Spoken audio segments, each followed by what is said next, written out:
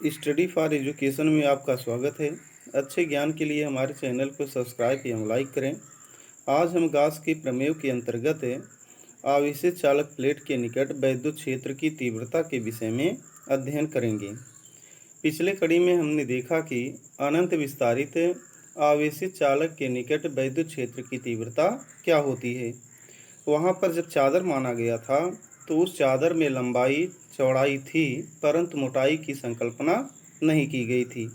आज हम एक ऐसा प्लेट लेंगे जिसमें लंबाई चौड़ाई व मोटाई तीनों हों। अब इसके अध्ययन के लिए माना क्या जाता है। माना एक परिमित मोटाई की चालक प्लेट निर्वात में स्थित है। क्या माना गया? एक परिमित मोटाई की चालक प्लेट है जो निर्वात में स्थित है। प्लेट को दिया गया संपूर्ण आवेश उसके बाह्य पृष्ठों पर एक समान रूप से वितरित हो जाता है। अगर किसी प्लेट को हम आवेश दें तो वह आवेश उस प्लेट के बाह्य पृष्ठों पर एक समान रूप से वितरित हो जाता है। चूँकि उस प्लेट के दो पृष्ठ होंगे, पृष्ठ एक होगा और पृष्ठ दो होगा। यदि इसमें मोटाई न होती तो इसमें एक ही पृष्ठ होता, दूसरा पृष्ठ न होता। तथा चालक प्लेट के अंदर वैद्युत क्षेत्र की तीव्रता सदैव शून्य रहती है। यदि कोई भी आवेशित चालक प्लेट है, अगर उसको हम आवेश देते हैं तो वह आवेश प्लेटों के बाह्य पृष्ठों पर वितरित होता है, जिसके कारण से प्लेट के अंदर वैद्युत क्षेत्र की तीव्रता शून्य हो जाती है। अब इसके बाद हम ये परिकल्पना करते हैं कि ये जो प्लेट है, इस प्लेट दो अनंत विस्तारित चादरों से मिलकर बना है। इसकी संकल्पना के आधार पर हम किसी बिंदु पर वैद्युत क्षेत्र की तीव्रता का अध्ययन करेंगे। चालक की परिमित मोटाई तथा उसके अंदर वैद्युत क्षेत्र शून्य होने के कारण उसके दोनों पृष्ठ निकट स्थित दो आवेशित चादर 1 व 2 की भांति व्यवहार करते हैं। यदि इसमें मोटाई है तो यह चालक पृष्ठ दो आवेशित चादरों की भांति व्यवहार करेगा, जिसमें दो चादर पृष्ठ 1 और पृष्ठ 2 की भांति कार्य करेंगे। अब इसके बाद क्या कहा गया?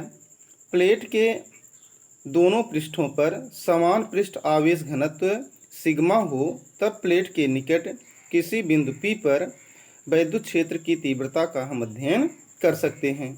चलें पहले हम चित्र पर विचार कर लेते हैं। यह चित्र कैसे बनेगा? मान लिया गया कि एक आवेशित प्लेट है। यह आपका आवेशित प्लेट है। यह आवेशित प्लेट अनंत विस्तारित है जो निर्वात में स्थित है।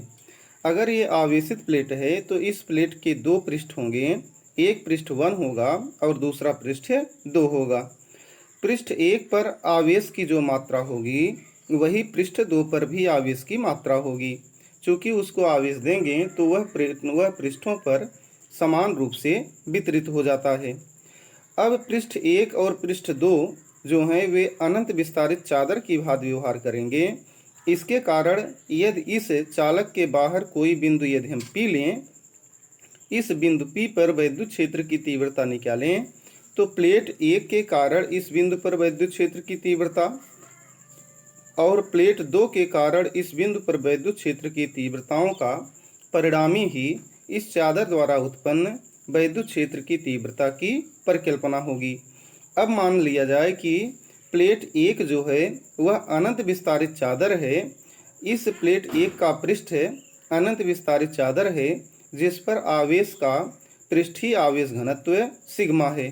यदि इसका पृष्ठीय आवेश घनत्व सिग्मा है और बिंदु P पर पृष्ठीय आवेश घनत्व सिग्मा के कारण प्लेट 1 के कारण उत्पन्न वैद्युत क्षेत्र की तीव्रता E1 है और प्लेट 2 के कारण इस बिंदु P पर उत्पन्न वैद्युत क्षेत्र की तीव्रता E2 है, तो E1 का मान यदि अनंत विस्तारित चादर से निकालें तो E1 बराबर होगा सिग्मा बटे 2 एप्सिलॉन 0।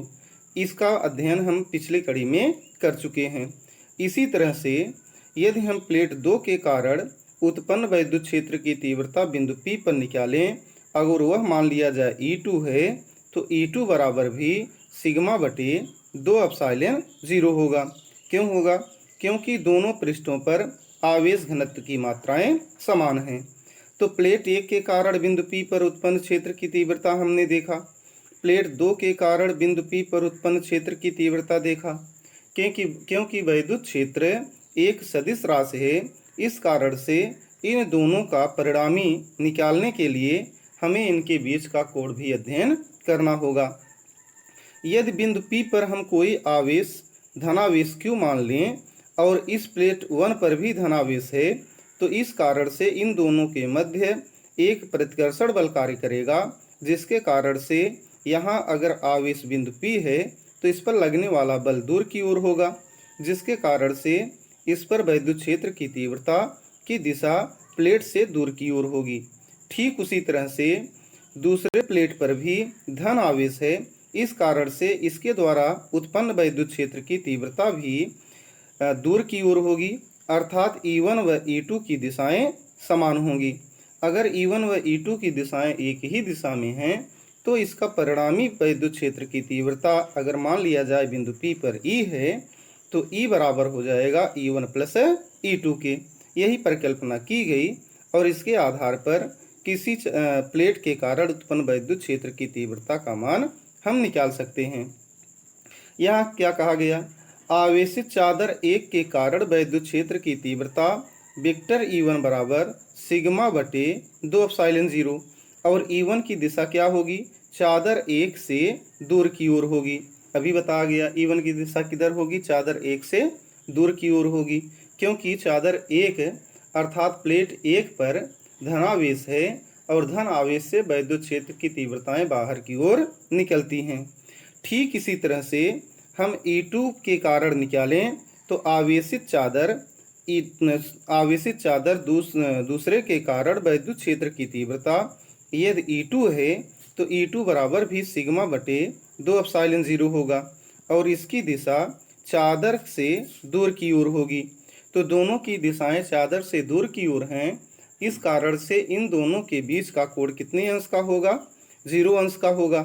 अगर बीच का कोण 0 अंश का है तो इस स्थिति में यदि हम चतुर्भुज का नियम लगाएं तो E1 करड़ी में E1 square plus E2 square plus 2 E1 E2 cos theta बराबर होगा परिणामी क्षेत्र की तीव्रता E के, और थीटा का मान 0 है तो इस स्थिति में कास थीटा का स्थान पर कास 0 लिखें तो कास 0 का मान 1 होगा।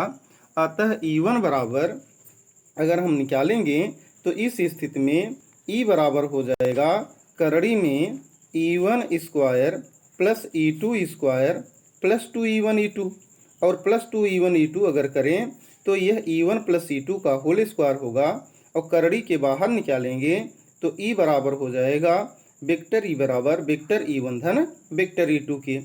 अतः यदि वहाँ पर बिंदु क्षेत्र की तीव्रता निकाली जाए तो उसका मान क्या आएगा? वेक्टर E बराबर हो जाएगा vector E1 plus vector E2। Vector E1 का मान कितना निकाले हैं? सिग्मा बटे 2 एप्सिलॉन 0। वेक्टर E2 का मान कितना निकाले हैं? सिग्मा बटे 2 एप्सिलॉन 0। दोनों का मान समान है। अब इनको अगर जोड़ दें तो E बराबर हो जाएगा 2 सिग्मा बटे 2 एप्सिलॉन 0। 2 एप्सिलॉन 0 दोनों में कॉमन हो गया तो ऊपर 2 सिग्मा बटे 2 एप्सिलॉन 0 आया और 2 से 2 कट गया तो इस स्थिति में E बराबर हो जाएगा सिग्मा बटे एप्सिलॉन 0।